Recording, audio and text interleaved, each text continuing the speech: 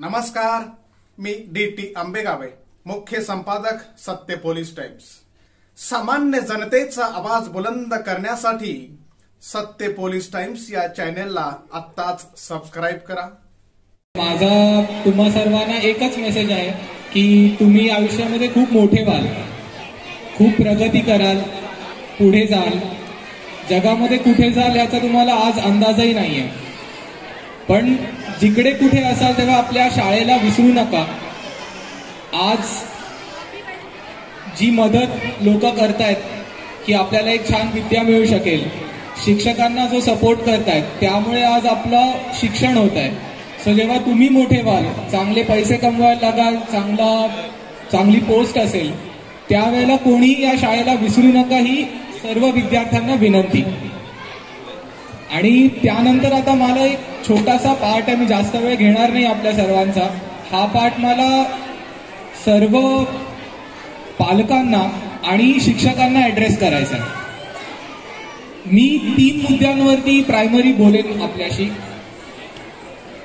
खूप वेळा असं होतं की एखादा पालक, आई वडील, काका काकू मुलाला सांगतात की अरे कॉन्सन्ट्रेट कर किंवा चिडचिड करू नकोस, हे कर ते कर, पण मुलाला शिकवत नाही।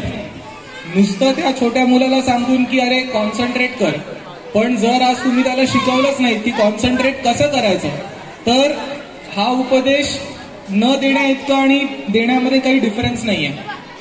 जर तुम्ही या छोट्या मुलांना काही शिकवत असाल दॅट्स व्हेरी गुड, पण ती गोष्ट कशी करायची हेही त्यांना शिकवा।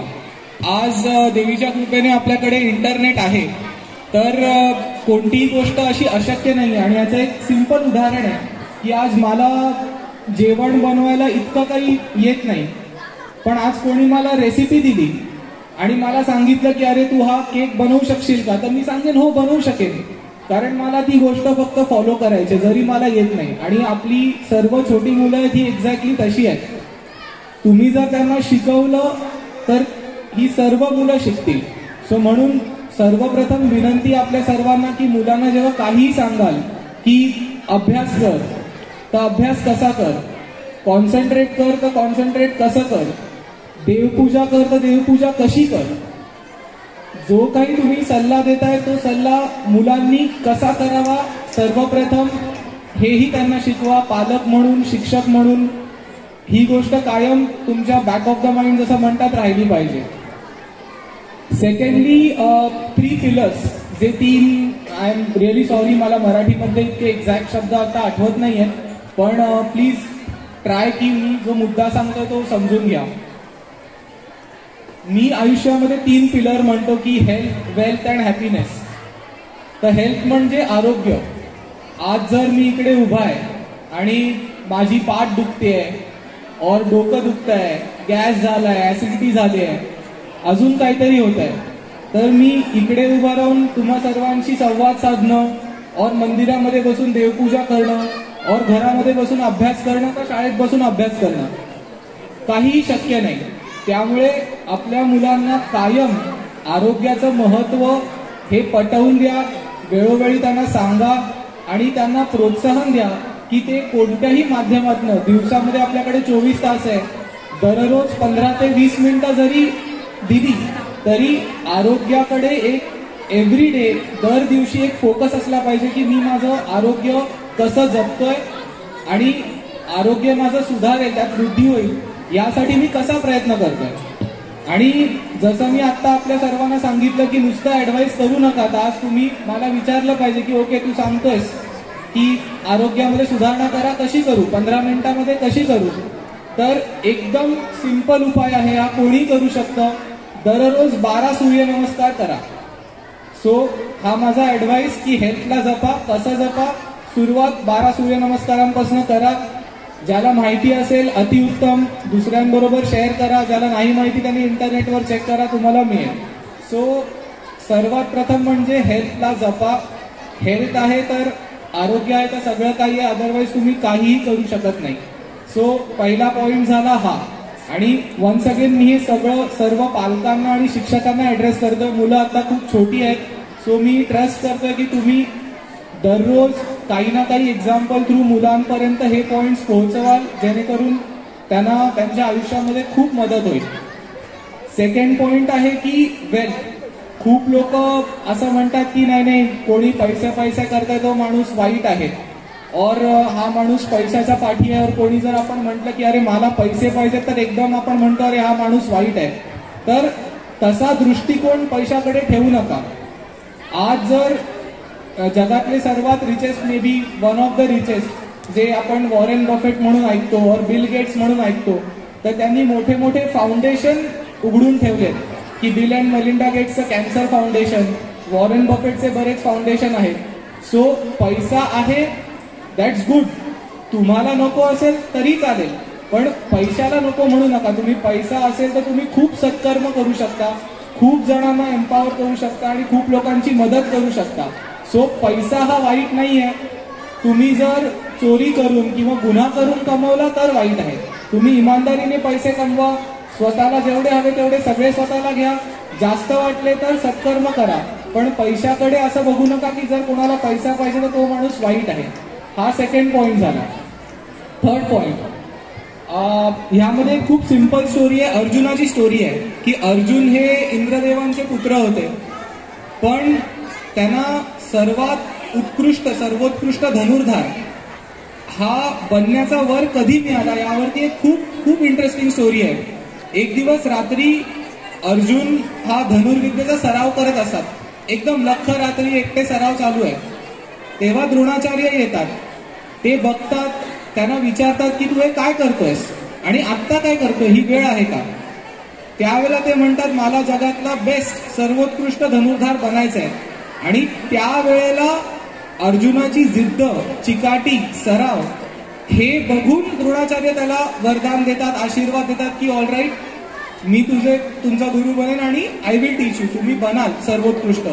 सो हा आशीर्वाद अर्जुनाला जन्म झाल्यावर नाही मिळाला, त्याच्या वडिलांमुळे नाही मिळाला, और कशामुळेही नाही मिळाला.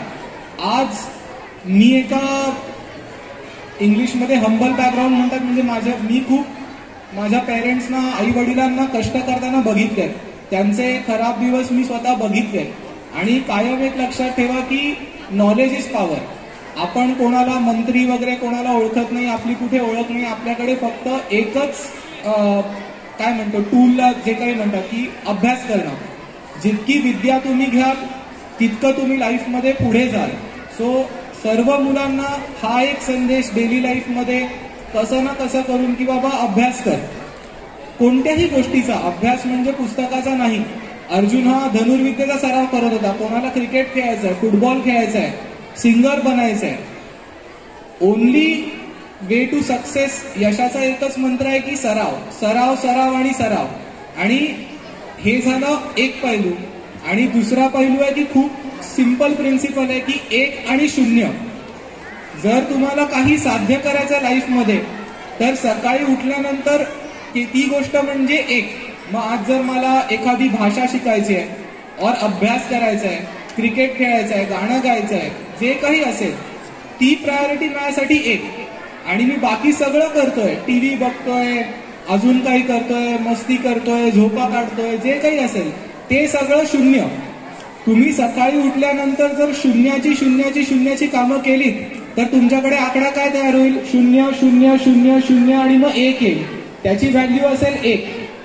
पण आज जर तुम्ही सकाळी उठल्यानंतर पहिलं तुमचं ध्येय जे तुम्हाला अचीव करायचंय ते केलं तर तुमचा आकडा काय होईल, 1 आणि मग त्यानंतर 0 0 0. सो ऑलवेज लक्षात ठेवा, सकाळी तुम्ही उठलाय, तुमचं ध्येय जे आहे सराव करा आणि सर्वप्रथम तो सराव करा, जेणेकरून आणि जितकं तुम्ही हे कंपाऊंड इंटरेस्ट म्हणतात इंग्लिशमध्ये की जितके दिवस अखंड तुम्ही हा कराल तितकं तुमची सिद्धी म्हणा, पॉवर म्हणा, मास्टरी म्हणा, जे काही असेल जे तुम्हाला अचीव करायचं आहे ते करणं सोपं होईल.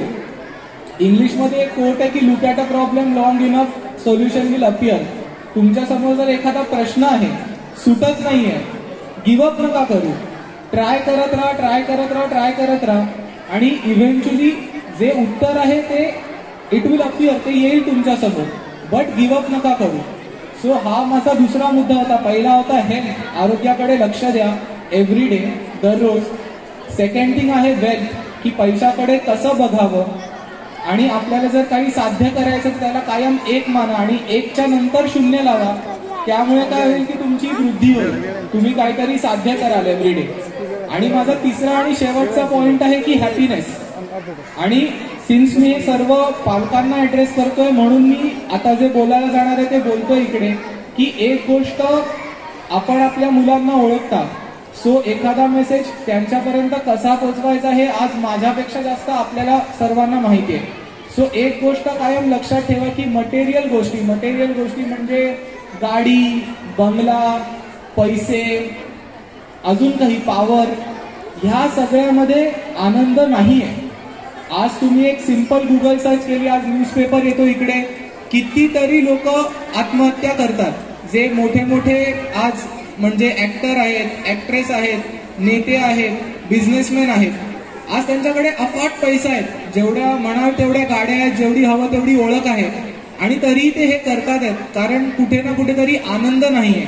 म्हणून एक गोष्ट आपल्या मुलांना कायम सांगा की बाबा पैसे कमव, सगळं एव्हरीथिंग इज फाईन, बट आनंद ह्या गोष्टीमध्ये नाहीये. ह्या सगळ्या तू गोष्टी जे करतोयस, काम करतोयस, त्या कामाने तुझं लाईफ आहे हे तू फंड करू शकतो. तुला ज्या गोष्टीने आनंद मिळतो त्याकरता जर पैसे लागतात तर ते तुला काम करून मिळेल, पण काम हे लाईफ नाहीये.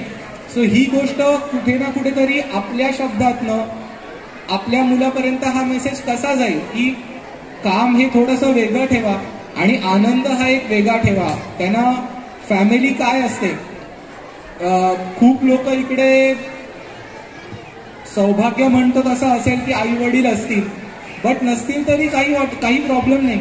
आज कोणी ना कोणीतरी आपली काळजी घेत आहे आणि त्या व्यक्तीला विसरू नये. जसं मी आता म्हटलं सुरू करताना भाषण की ह्या शाळेला विसरू नका, इकडनं तुम्हाला विद्या मिळाली, तुम्ही पुढे जर लाईफमध्ये तेव्हा या शाळेला विसरू नका. तसंच आज आत्ता मुलं छोटी आहेत, पण जसे जसे ते मोठे होतील त्यांना एक योग्य वेळ बघून त्यांना याची जाणीव करून द्या की आज पालकांनी काय काय केलं जेव्हा मुलांना समज नव्हती. तुम्हाला वाटेल की कशाला, मी तर निस्वार्थपणे केलं, पण आणि दॅट इज ओके, निस्वार्थपणेच करायचंय मुलांसाठी. पण आज जेव्हा ते थोडेसे मोठे होतील आणि त्यांना जाणीव होईल की माझ्या आई वडिलांनी किंवा माझ्या काका काकूंनी, आजी आजोबांनी और जे कोणी माझे काळजी घेत होते त्यांनी आज काय कष्ट केले आणि काय हाल झेलले हे जेव्हा त्यांना कळेल, त्यावेळेला जेव्हा ते मोठे होतील आणि त्यांची जेव्हा हे कर्तव्य असेल त्यावेळेला ते या कर्तव्यापासून मागे हटणार नाही, तेव्हा ते सुद्धा हे कर्तव्य करतील की येस, ही गोष्ट करेक्ट आहे करण्याची आणि ही मला केलीच पाहिजे. सो हे माझे 3 पॉइंट्स होते प्रायमरीली. आजचा पूर्ण वेळ आपल्या सर्वांसाठीच आहे. सो ज्यांना कोणाला नंतर सुद्धा इंटरॅक्ट करायचं असेल मी इकडेच असेल, और जिकडे कुठे जागा अवेलेबल असेल मी तिकडे असेल. बट ॲज ऑफ नाऊ मी आता हे भाषण संपवतो. Thank you so much. आवाज सत्य पोलीस टाइम्स.